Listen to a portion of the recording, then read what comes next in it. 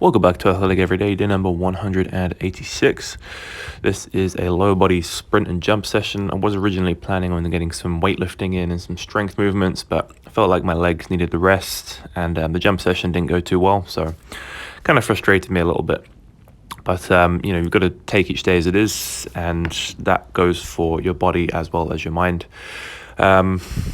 So yeah, the sprints actually went pretty well. I actually quite enjoyed doing these sprints. I did probably a total of 6 by 20 meters. I feel like I'm doing a bit too much of just 20 meters at the moment. Maybe I should start to increase the distance, change the variation on the sprints. So I didn't change the distance today. I changed the variation I did for the sprints. So instead of just doing like straight up like sprinting from cone to cone, I did some curved linear sprints. So I set up basically my t-shirt, took my t-shirt off and put that in between the cones. And then I did like a forwards roll. So I have to roll and then get up from the forward roll and then sprint around the t-shirt to the next cone. So that was quite an interesting way to sprint. I also did a variation where I have to do a backflip and then turn around and sprint afterwards. The main reason for doing this isn't because there's like a specific skill that this is working on.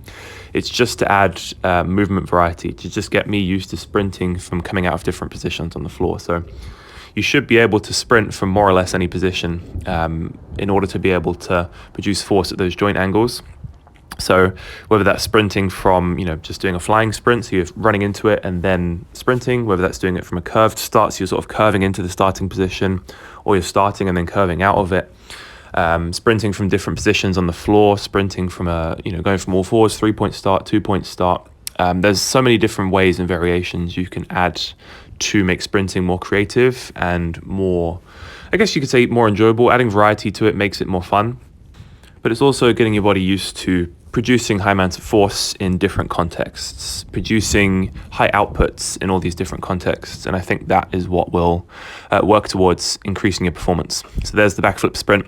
I wanted to kind of just land on my feet and then just go straight away. This one was even worse. Had to my feet down and then just go. But even so, it's two high outputs. Backflip is a high output, sprint's a high output. Forward roll, then sprint, then curving around my t-shirt. And then the same thing on the other side. So this overall was actually a really fun session, and adding in these variations definitely made the sprinting more engaging for me. The jumping, on the other hand, was a bit different. Well, I definitely wasn't jumping my highest today. I was actually struggling to even get dunks on 9'7" today. But that's how it is. I feel like my activity level has definitely gone down since I've stopped working at the job. I'm sitting around a lot more all day, and I think there's that aspect to it. I'm definitely not moving as much as I have been in the past. So I'm going to start incorporating a lot more walking, cycling, and just generally moving a lot more during the day, because that's sort of my center of gravity at the moment. It's drawing me towards just sitting too much.